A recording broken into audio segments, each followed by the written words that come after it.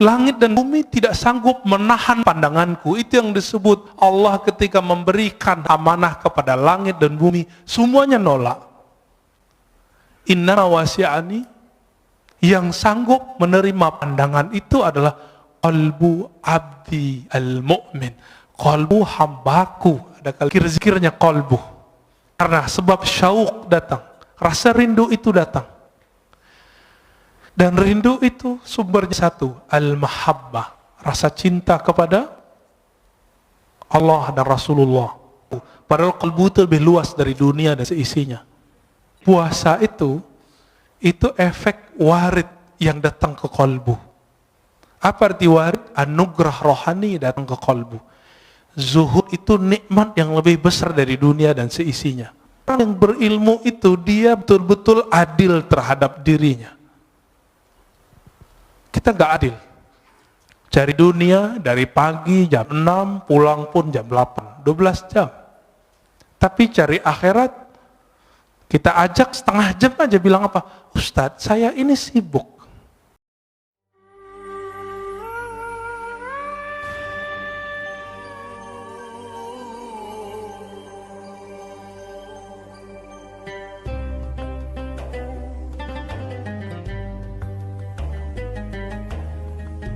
Wa idza fasadat fasadal jasadu kulluh. Jika telah rusak kecocokannya, maka rusaklah semua yang di tubuh. Ala wahyal qalb. Ala bahasa Arab itu litanbih. Artinya ketahuilah gitu. Wahyal qalb itu adalah qalbu. Saya tidak mau berbicara ini qalbu secara kedokteran, walaupun hadis ini bisa dibawa ke ilmu tib, ilmu kedokteran. Tapi ini ilmu rohani. Al-qalb, karena kata qalbu di Quran lebih dari 100 kali dengan jamak dan mufrad, ada lebih dari 100 kali, semua menyebutkan tentang ahwal rohani, bukan ahwal jasmani. Jadi jika ada dokter ngotot menggunakan hadis ini untuk perkara yang zahir, silakan. Tapi kita menggunakan hadis ini sesuai yang diturunkan Nabi SAW. Jika si qalbu itu tawadhu, maka rukuknya terasa nikmat. Maka Bapak Saudara bakal Allah, ketika imam itu kunut, tidak ada perasaan ingin keluar dari imam jika tidak berkunut. Perasaannya biasa aja. Bisa ikut kunut, bisa tidak. Tapi tidak ada perasaan ingin keluar dari imam. Imamnya ahli bid'ah. Nggak ada perasaan itu. Terbersih ada perkataan itu di qalbu, dia sudah rusak. Bagaimana mungkin di dalam sholat kita buruk sangka dan mengatakan seseorang itu buruk gitu. Betapa buruknya rohani ini. Oleh karena itu kami, meskipun misalnya diimami oleh seseorang yang tidak hafal Quran, bacaannya salah-salah, itu kita biarin aja dulu. Nanti selesai sholat, kalau nggak ada orang baru kita kasih tahu. Kenapa? Siapa yang menggerakkan dia jadi imam? Salah siapa kita nggak maju jadi imam? Gitu. Bapak saudara makan Allah, satu kali guru kami wafat, Maulana Syekh Muhammad Nuruddin Al-Khalidi An-Naqsyabandi. Ketika beliau wafat, itu hujan Masya Allah. Imam Az-Zahabi menyebutkan suatu perkataan dari seorang imam ahli hadis di abad ke-6 Hijriah. Apa kata beliau? Ciri-ciri seseorang itu meninggal dirahmati Allah, maka Allah kirim malaikat dalam bentuk awan. Fayughfar lahu, maka diampuni baginya. Kalau guru saya ini bukan hanya awan, itu hujan dari beliau sakaratul maut sampai esok pagi, sampai kemudian kita kuburkan, itu hujan gak berhenti. Apa yang ajaib? Keluar dari rumah, itu rumah gadang ya. Turun dari rumah itu ketika kita bawa keranda, itu hujan berhenti. Kayak ada yang kendaliin. Masuk masjid, hujan deras, dan itu sangat ajaib. Ketika selesai sholat, kita zikir, tahlil, segala macam, kami keluar, hujan berhenti. Tapi di saat ketika mau jadi imam, orang yang beliau angkat jadi wakilnya, Itu seorang yang ummi, bacaan Qur'annya nggak bagus. Tiba-tiba ada seorang murid yang dianggap telah durhaka oleh beliau, ingin tebar pesona jadi imam. Padahal nggak ada yang nyuruh beliau. Awalnya mau narik dia untuk turun, tapi tiba-tiba beliau dapat ilham. Dari kolbunya sendiri yang bicara. Apa kata kolbunya? Hei, kamu tidak usah emosi. Yang menggerakkan dia ke depan siapa? Itu Allah, bukan kamu, bukan dia. Dipikir-pikir, oh saya juga nggak hafiz Quran. Ya sudah. Nah itu, ya, itu adabnya. Maka saya tidak pernah lagi marah waktu karena jenggot saya nggak terlalu panjang, celana saya kadang jingkrang, kadang tidak.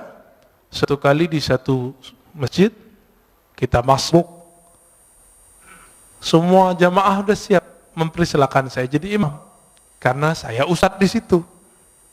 Tiba-tiba dia nyelonong dari luar masjid, keluar, masuk, dan kita lihat, wow, penampilannya sangat perfect. Celananya jingkrang, jenggotnya panjang, pakai kopiah. Emang sangat perfect. Tapi nggak salam, nggak kalam.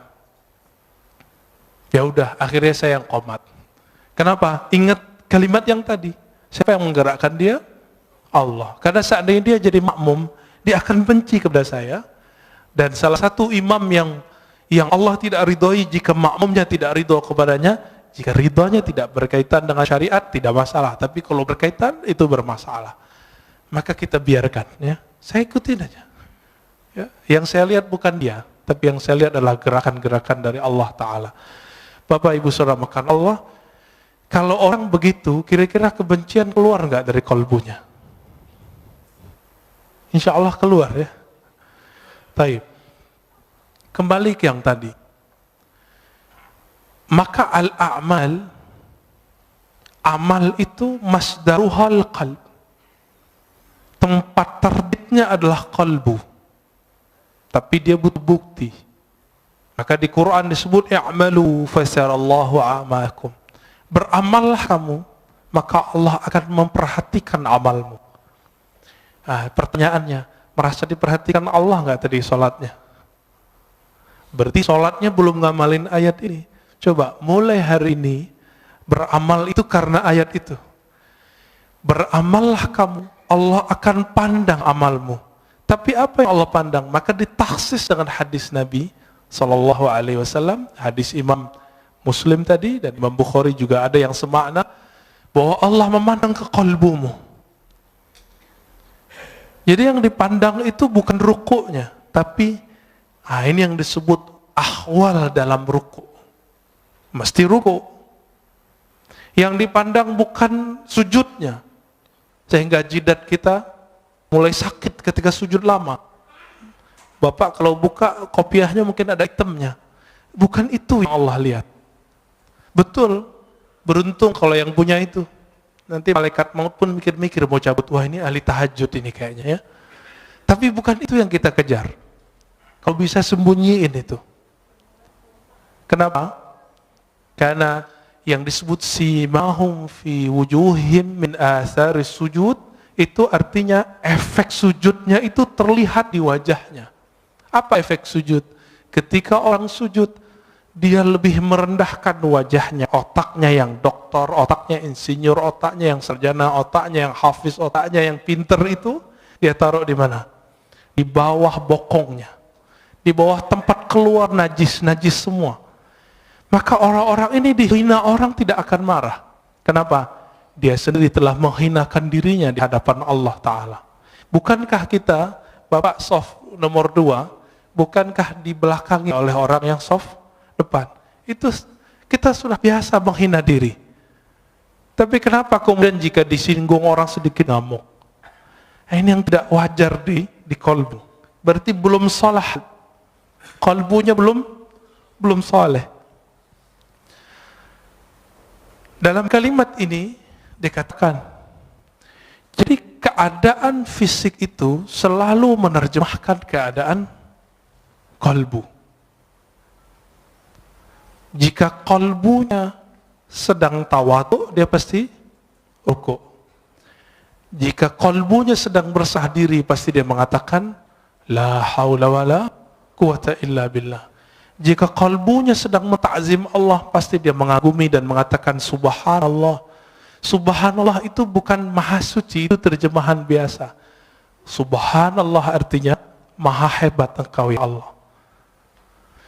Bapak saudara ikhwan akhwat fillah. Oleh karena itu Nabi SAW 13 tahun itu tidak diwajibkan sholat. Coba lihat. Berapa lama Rasulullah berdakwah? 13 tambah 11. 13 tahun gak wajib sholat kecuali sekali semalam. Surat Al-Muzammil. Qumil laila. Bangunlah malam hari, itu aja. Meskipun 3 tahun sebelum hijrah, beliau telah dapat kewajiban 5 rakaat, 5 rakaat, beliau belum wajib sholat. Kenapa? Karena Nabi yashtagil bi amril qalb. Nabi sibuk dengan perkara kalbu. Coba lihat ayat pertama turun. Iqra. Bacalah. Surat Muzammil. Wazkurisma rabbik. Sebutlah nama Rabbmu. Menyebut nama Allah, membaca nama Allah, itu dengan kalbu baru terasa. Ya, baru pakai lisan. Makanya beberapa ulama kita zikir ya Allah, ya Allah, Allah, Allah, Allah, itu ngamalin surat Al-Muzammil itu. Nggak usah pakai dalil-dalil aneh, itu dalilnya. Ini kan susah-susah debat, ya, nyari-nyari dalil. Karena ada ustadz yang mengatakan bid'ah zikir Allah, Allah. Kenapa? Zikir harus dengan kalimat yang jumlahnya kamilah, jumlah mufidah, kalimat yang lengkap. Memang kalimat Allah kurang lengkap. Bukankah ada ayat kulillah, katakanlah Allah, ada kok. Dan itu satu kalimat, satu kata, tapi menilainya satu kalimat. Waladzikurullahi akbar, dan sungguh menyebut Allah itu lebih besar dari semuanya. Oleh karena itu Badi'uz Zaman Sa'id Nursi itu di bersalahnya yang jilid 6 mengatakan ulama-ulama ahli qalbu untuk menghabiskan ego al-ananiyah itu mereka hantam dengan menyebut nama Allah, Allah, Allah, dan itu ada efeknya. Apa nama yang dimasukkan ke dalam qalbu, itulah nanti keluar. Karena air yang dimasukkan ke dalam kendi, dalam gelas, jika putih keluarnya putih, jika hitam keluarnya hitam. Jika yang dimasukkan asma'ul husna, maka keluarnya adalah akhlak yang hasanah. Jika yang dimasukkan hubbud dunya, maka keluarnya itu tamak. Kalau ustadz itu lebih bahaya. Dai itu kalau hasad, hasadnya ulama itu bawa dalil. Coba lihat di YouTube itu. Itu membedain orang hasad nggak hasad gampang di situ. Ya, terlihat isinya kebencian, kebencian, kebencian. Sebanyak itu ayat yang mengajarkan bahwa mukmin itu bersaudara, ayo cari titik temu, tapi dia mencari perbedaan. Kita susah-susah untuk mengislah orang, dia bermujahadah, berjuang untuk memecah orang. Kawan kita ada di Meranti sana, namanya Ustadz Fauzi kalau nggak salah. Itu masuk ke suku Akit, suku asli pribumi, untuk mengislamkan orang sana. Tiba-tiba masuk satu kelompok kawan ini untuk nyalahin semua. Akhirnya gagal lagi dakwahnya. Tapi kemudian beliau terus, yaitu diangkremin terus kayak ayam. Mereka kan datang cuma sesekali, ini datang terus, ya. Bahkan tinggal di situ. Itulah khuruj fisabilillah selama-lamanya di situ. Dia nggak butuh lagi khuruj 3 hari itu.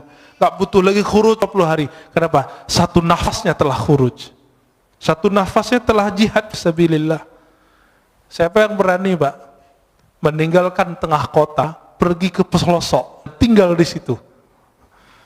Ya, saya pun gak kuat. Ya, semoga Allah jaga dai-dai kita di pelosok, di perbatasan. Amin ya rabbal alamin.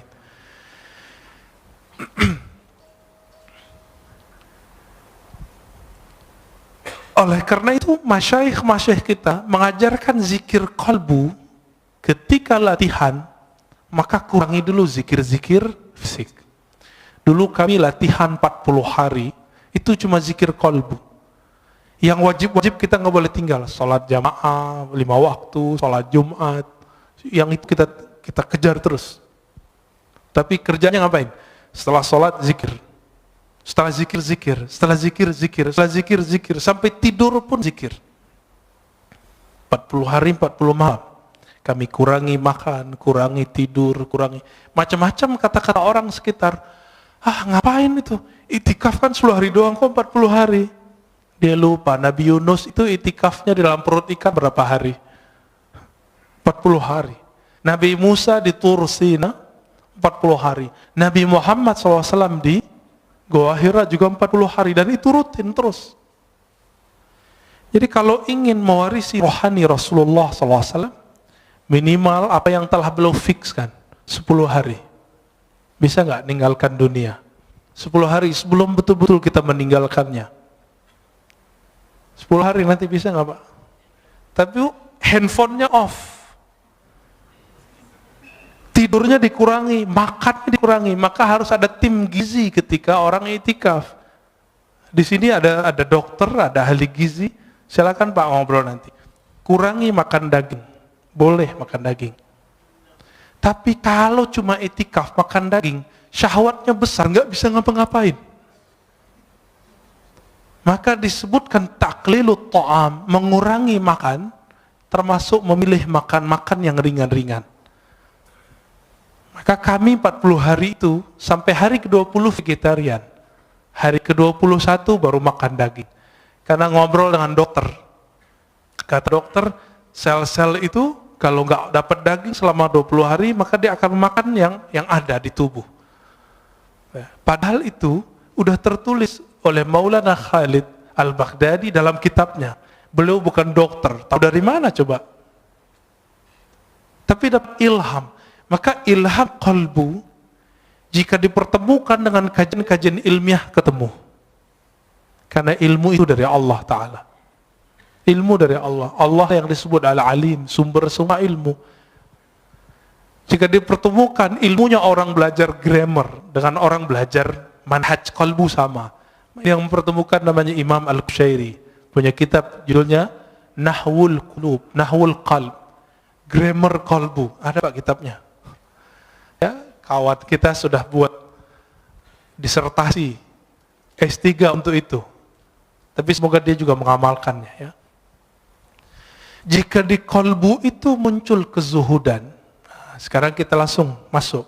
Jika muncul kezuhudan, maka orang itu nanti akan suka puasa. Jadi puasa itu efek warid yang datang ke qalbu. Apa arti warid? Anugerah rohani datang ke qalbu.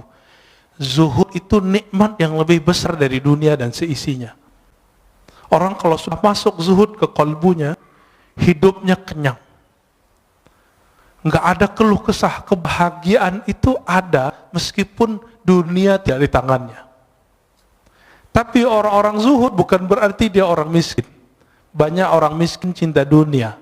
Tiap hari mikirin gimana makan. Berarti dia belum zuhud. Jadi rugi 2 kali, udah miskin nggak zuhud. Orang kaya itu paling bisa zuhud karena dunia sudah di tangan. Tapi kalau kalbunya tidak dapat zikir kalbu, jadi kalbu itu punya zikir. Zikir lidah la ilaha illallah, subhanallah. Zikir kalbu Allah, hu, hay, qayyum. Asma'ul husna itu zikir kalbu. Dan ini harus diambil dari ahlinya. Sebagaimana kalau kalbu kita sakit, kalau badan kita sakit, kita datang ke dokter. Dan masalah kita semua apa? Masalah kita cuma satu, kita nggak adil dengan kalbu. Giliran sakit badan, ya repot kemana-mana.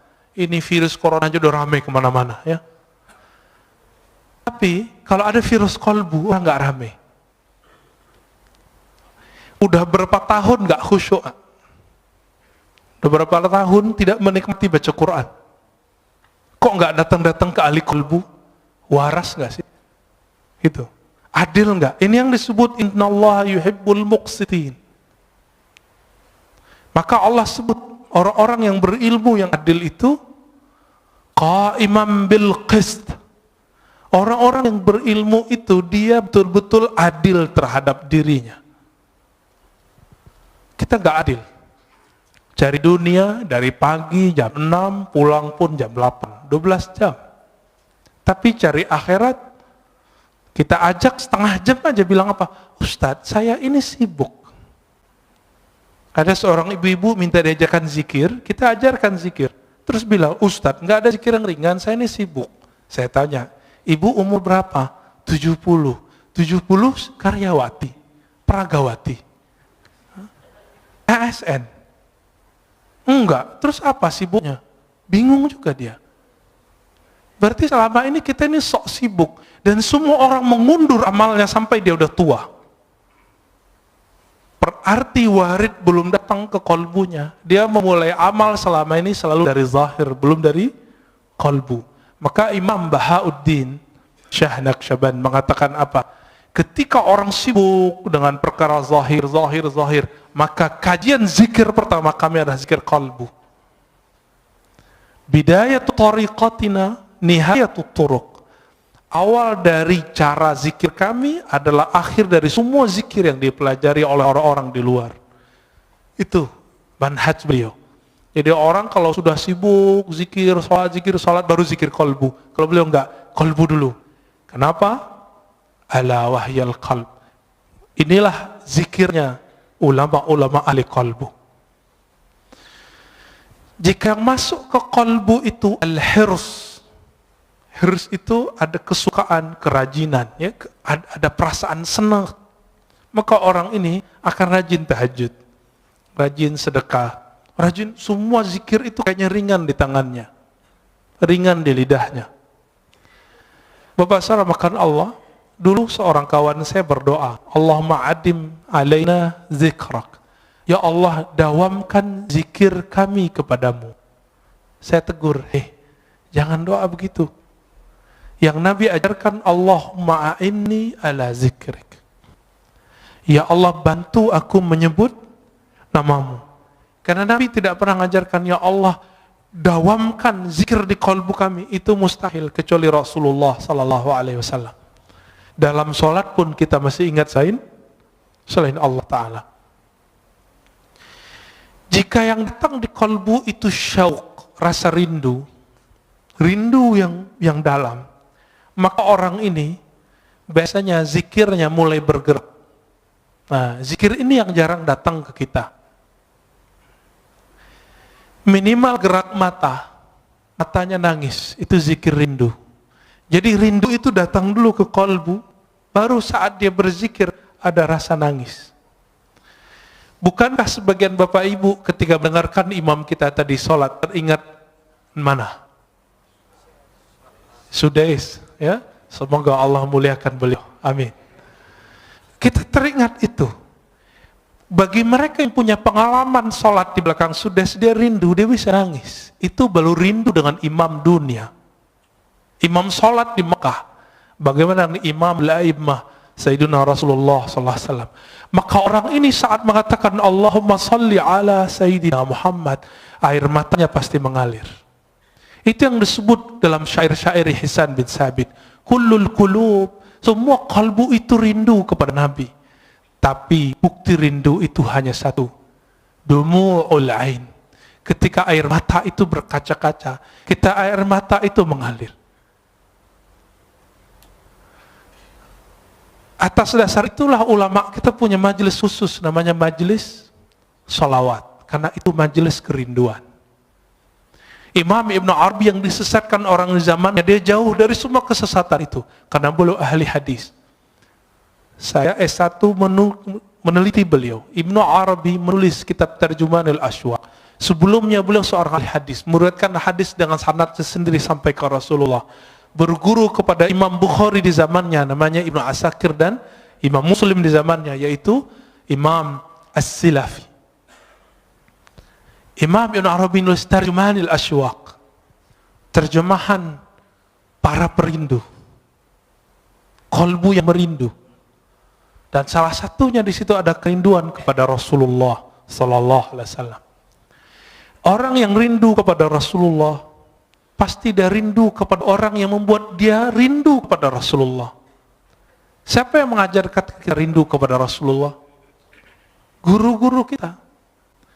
Guru-guru ini yang mengajarkan rindu. Maka rindu kepada Rasulullah itu bersanad.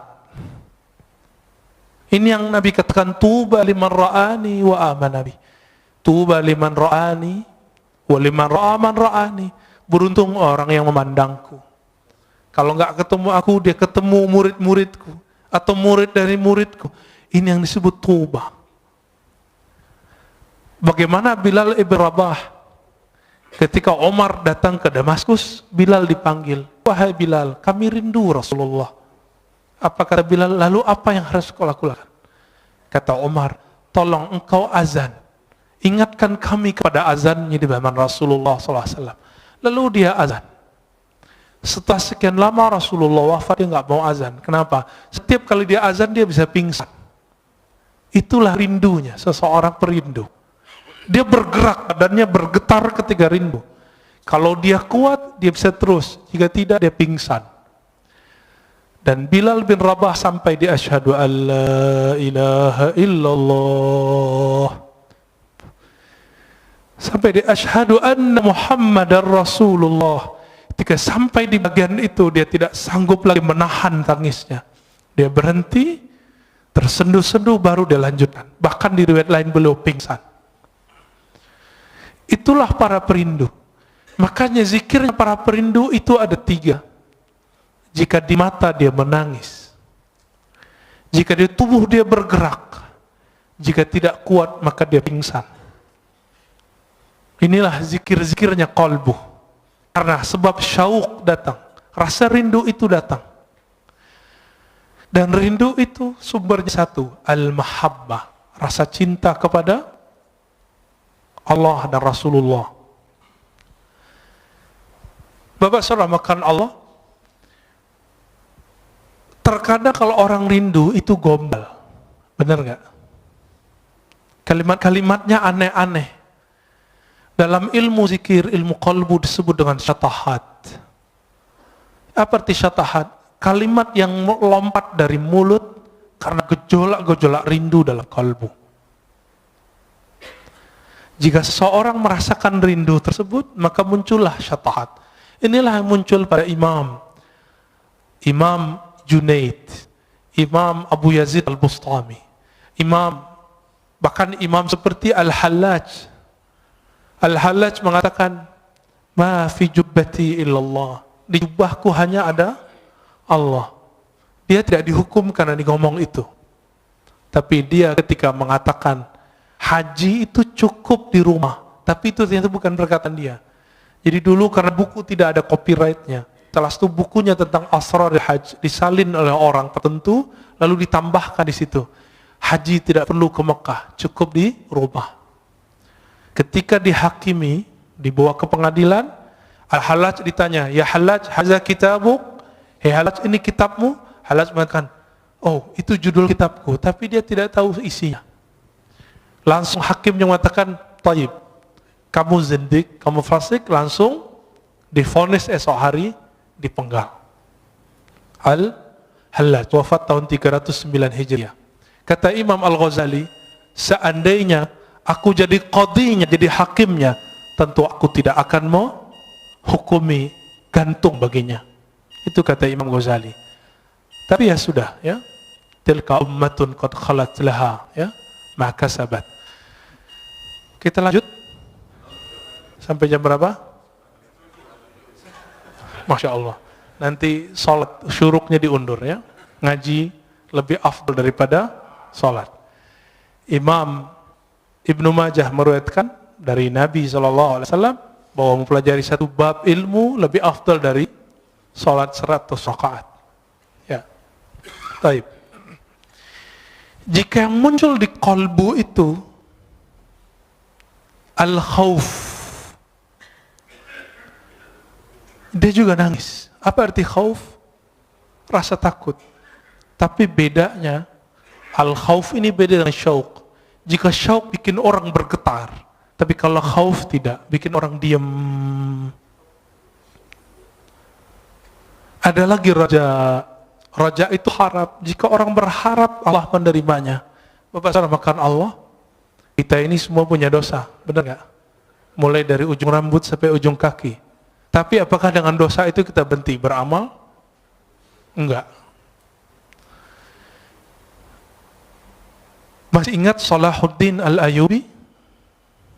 Salahuddin Al-Ayyubi, seorang pejuang hebat, raja di zamannya, sultan, itu pernah meminum khamar. Kata Imam Zahabi dan Siyar A'lamin Nubala, kana yashrabul khamr. Dulu Salahuddin ini enggak sholah, enggak bagus. Ngapain dia? Namanya kan Ayub atau Yusuf ya. Salahuddin ini dulu suka minum khamar. Orang kalau minum khamar pasti zina. Orang zina ya lanjut judi semuanya lengkap. Nakalnya bukan main. Maka jangan, kalau ada anak muda hari ini malam-malam kita lewat, dia minum khamar, dia jahat, jangan benci dulu. Siapa tahu nanti dia jadi mujahid fi sabilillah. Jangan benci dulu. Ya, tadi kita pas lagi nyetir, tiba-tiba ada yang ya anak orang pakai motor truk-truk, ya suka-suka dia. Saya mikir jangan-jangan ini Salahuddin menghibur diri. Biar husnuzan, biar gak benci. Siapa tahu kita punya sahabat dulu peminum, suka narkobaan, sekarang Masya Allah amal zikir banyak, bahkan ada yang sudah menjadi ustadz, banyak ya. Jadi jangan hukumi orang dengan waktu dia bermaksiat. Siapa tahu itu maksiat terakhirnya. Jangan pernah sucikan orang dengan amalnya. Siapa tahu itu amal soleh terakhirnya. Besok dia maksiat terus. Tapi semoga itu tidak terjadi. Maka Bapak saudara makan Allah, jika di Quran lebih dari 100 kali Allah membicarakan kolbu, kenapa ajaran-ajaran kolbu tidak dominan dalam kajian-kajian kita? Yang dominan apa? Kajian fikih, sunnah, bid'ah. Ingin mempergi kolbu, tapi yang terjadi keras kolbu. Ini coba aja. Kita bertahun-tahun ngaji sunnah bid'ah. Apa yang terjadi? Kolbu keras. Keras bukan main. Karena Rasulullah awal ngajar orang bukan ngajar sunnah bid'ah. Yang pertama diajar oleh Rasulullah apa? Qalbu. Jadi kalau ada orang sibuk dengan sunnah bid'ah, dia salah berguru. Tapi kalau sudah selesai belajar qalbu, baru belajar itu. Jadi saya berbeda sedikit dengan banyak orang. Orang mengira belajar tasawuf itu setelah belajar fikih. Enggak. Bagi saya belajar tasawuf dulu, belajar fikih. Baru belajar akidah lebih awal ya. Akidah, tasawuf, fikih. Kalau enggak yang terjadi nanti debat. Suatu kali Imam Fakhruddin Ar-Razi, pengarang kitab Mafatihul Ghaib, datang ke seorang ahli qalbu. Lalu ahli qalbu itu menyindir Fakhruddin yang punya tafsir sepanjang tangan saya ini. Namanya Mafatihul Ghaib. Dia mentafsir Bismillahirrahmanirrahim 1 jilid. Ini di sini ayat sudah berapa turun di sini, ya. Tapi beliau mentafsir Bismillah satu jilid. Sampai sekarang kawan saya ngaji Bismillahirrahmanirrahim 7 tahun belum selesai. 7 tahun Pak belum selesai. Ngaji alif aja lama sekali ngajinya. Sampai betul-betul dikenal. Kenapa Bismillah itu kok diulang-ulang di Quran? Ternyata itulah awal yang ditulis di Lauh Mahfuz. Ketika Allah pertama ciptakan Lauh Mahfuz, apa kata Allah? Uktub. Faqala ma aktub. Qala uktub Bismillahirrahmanirrahim. Hadis sahih dari Imam Tirmizi. Jadi Allah ciptakan Lauh Mahfuz. Apa arti lauh? Lauh itu seperti kumpulan data. Semua data ada di situ. Data semua dunia dan akhirat. Apa kata Allah? Hai Lauh Mahfuz, tulislah. Lalu dia bertanya, apa yang kami tulis ya Allah? Uktub Bismillahirrahmanirrahim. Maka mengkaji Bismillahirrahmanirrahim, mengkaji semua makhluk. Selesai Pak semua. Rahman itu semua makhluk. Rahim khusus wali-wali Allah. Kekasih-kekasih Allah. Nanti lain waktu cari gurunya ya. Ada yang pakar ilmu ini. tapi tidak boleh dikaji terlalu luas. Imam Fakhruddin Ar-Razi kemudian bertanya, ketika disindir, tafsirmu itu belum apa-apa. Dia kaget. Terus tafsir yang bagus gimana? Dia tafsirlah satu ayat. Fakhruddin Ar-Razi bengongnya bukan main, lama dia berpikir, loh kok dia tahu makna itu ya? Kok saya udah baca buku, mungkin ratusan ribu lembar dia baca buku, kok nggak paham itu? Akhirnya ditanya, wahai Tuan Guru, apa cara engkau memahami kitab Allah dengan rahasia-rahasia tadi? Apa jawaban sang imam? Wahai Fakhruddin Ar-Razi, utruk ri'asah wazhad anid dunya. Tinggalkanlah riasah, kepemimpinan, baik jabatan-jabatan keulamaan, tinggalkan itu dan zuhudlah dari semuanya. Tapi apa kata beliau? Oh, kalau itu saya tidak sanggup. Ya sudahlah. Maka tidak turun ilmu itu kepada beliau. Turun ke siapa? Turun ke orang setelahnya. Imam Ibnu Athaillah, inilah kitabnya. Ya, turun lagi ke orang setelah Ibnu Athaillah, namanya Ibnu Ajibah, ya. Ada tafsir qalbu. Semoga nanti ada ahli tafsir yang mengkaji tafsir itu. Amin ya rabbal alamin, ya. Selama ini kita lihat tafsir itu banyakkan hafalan. Ayat ini dijelaskan, ayat ini, itu biasa. Itu namanya ilmu munasabat. Ilmu mencocokkan satu ayat dengan ayat yang lain. Kalau cocok, kalau nggak cocok gimana? Karena ilmu cocoklogi hari ini betul-betul sangat dahsyat, maka banyaklah ustadz cocoklogi. Padahal yang cocok itu adalah ilmu qalbu. Karena Quran itu dia untuk qalbu. Allah itu ketika mengatakan, ya ayyuhallazina amanu, hai orang-orang beriman, iman di mana naruhnya? Di qalbu atau di badan? Di qalbu. Maka Allah sedang berbicara ke qalbu. Lain ketika Allah mengatakan ya ayuhan nas, wahai manusia. Ya. Betul qalbu juga, tapi qalbunya belum beriman, maka dipanggil ya ayuhan nas.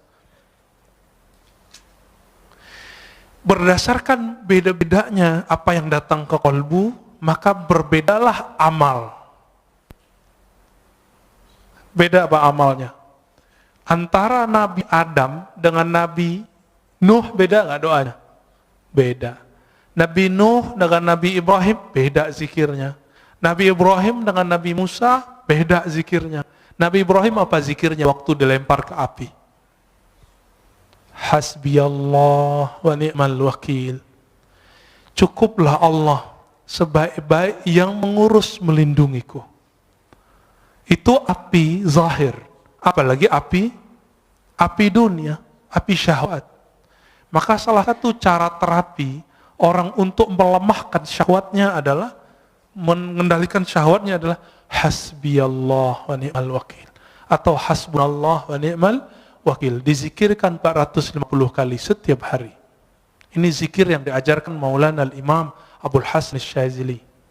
450 itu dikit, Pak. Orang bisa handphonean, smartphone, bisa Instagram di setengah jam kok. Baca hasbunallah wa ni'mal wakil itu paling 15 menit beres. Itu qalbu udah kenyang itu. Ini yang diwariskan para nabi. Siapa yang zikir hasbunallah wa ni'mal wakil, dia akan menjadi pewaris Nabi Ibrahim. Siapa yang zikir la ilaha illa anta subhanaka inni kuntu minaz zalimin, dia telah mewarisi rohani Nabi Yunus. Kenapa Nabi mengatakan al-ulama warasatul anbiya? Setiap ulama itu dia mewarisi rohani Pak Nabi.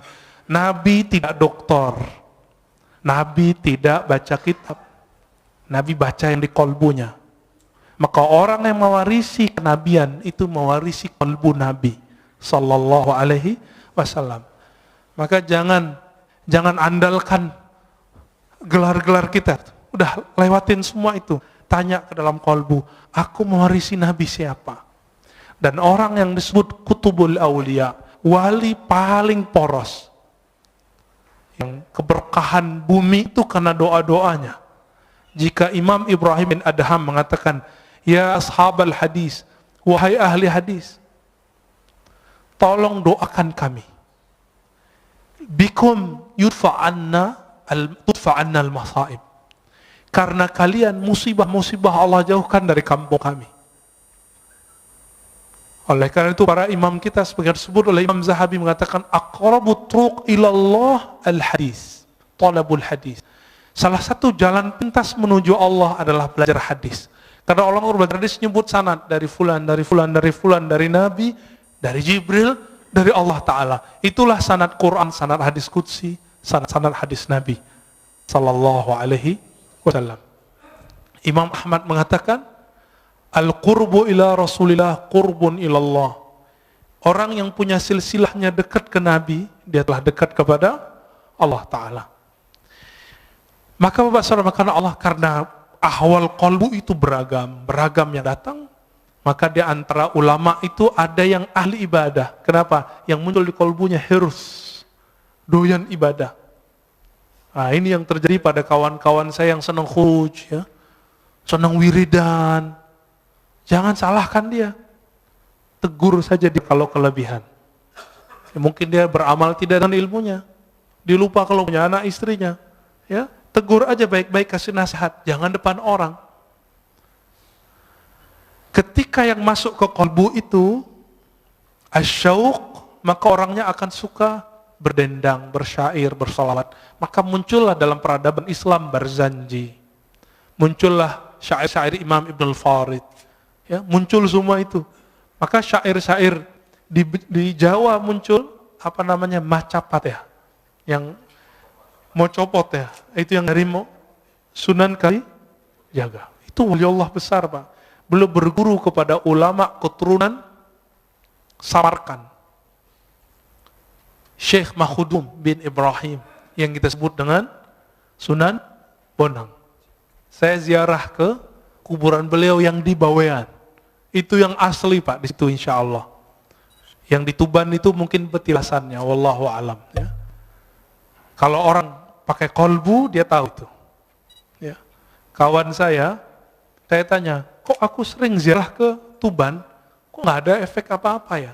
Biasanya kalau assalamualaikum tuh ada rasanya. Oh, dia lagi nggak di tempat, gitu. Akhirnya saya doa, ya Allah tunjukin saya di mana aslinya. Ternyata setelah itu diundang oleh salah satu guru kita, Buya Abdul Halim, ya, yang punya istri di sana. Udah ke sana, Pak? Udah ke sana, Pak, ya. Ya. Datang ke sana itu dahsyat sekali. Tapi jangan lupa ziarah, karena di sana manisnya dari situ. Sampai di sana ternyata Buya Abdul Halim belum pernah ziarah. Saya tanya, Buya, anterin saya, ya. Di sini ada 2. Bukan yang di tepi pantai, yang di hutan, saya bilang gitu. Akhirnya kita ke hutan. Enggak hutan-hutan amat kok, Pak, hutannya kecil kok, ya.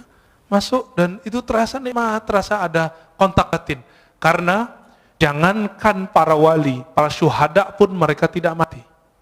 Wala taqulu liman yuqtalu fi sabilillahi amwat. Dan itu hanya dirasakan oleh ahli qalbu. Cinta itu hanya dirasakan oleh orang yang cinta. Sebenarnya benci dirasakan oleh orang-orang yang hasad. Maka kebeningan qalbu akan bisa merasakan ahli-ahli qalbu. Coba rasain, Pak. Guru kami berpesan makna hadis, zurul qubur fa innaha tuzakkirul maut. Ziarah kubur karena itu bisa mengingatkan kepada kematian. Lintas dimensi, langsung maksudnya. Maka orang yang suka ziarah kubur, rohaninya akan tembus ke dimensi yang lain. Masuk ke alam-alam yang lain. Sadar atau tidak? Tapi kalau udah jauh dari kubur, membid'ahkan kubur, menyebut orang ziarah kubur, kuburiyun, maka siap-siap kamu nanti ketemu Rasulullah. Rasulullah akan memarahi dan menghardikmu dan mengatakan, aku sayyidul kuburiyin. Akulah orang yang paling sering ziarah kubur. Nabi ziarah kubur kapan, Pak? Malam. Dan hampir setiap nginep di rumah Aisyah radhiyallahu taala anha. Berani bilang Nabi sayyidul kuburiyin, penyembah kubur. Hati-hati. Pemuja kubur, hati-hati. Semua yang kamu lafazkan Allah hisab. Kalau qalbu nggak nyampe, nggak usah ingkar. Imam Sya'rani telah nulis berkali-kali kata beliau, kalau kamu tidak paham, jangan ingkar. Sekali kamu ingkar, haramallahu alaika. Allah haramkan bagimu untuk merasakan itu. Makanya kalau udah benci sama kita, benci sama kajian kita, nggak nyaman, Pak. Langsung keluar. Ngelihat imam kita doa aja langsung keluar. Nggak bisa husnuzon. Nggak bisa menikmati perbedaan faham. Betapa sempitnya kalbu. Padahal kalbu itu lebih luas dari dunia dan seisinya. Hadis meskipun dhaif, tapi ulama mensahihkan maknanya. Ma wasi'ani ardi wala samai. Aku ketika memandang ke langit dan bumi tidak sanggup menahan pandanganku. Itu yang disebut Allah ketika memberikan amanah kepada langit dan bumi, semuanya nolak.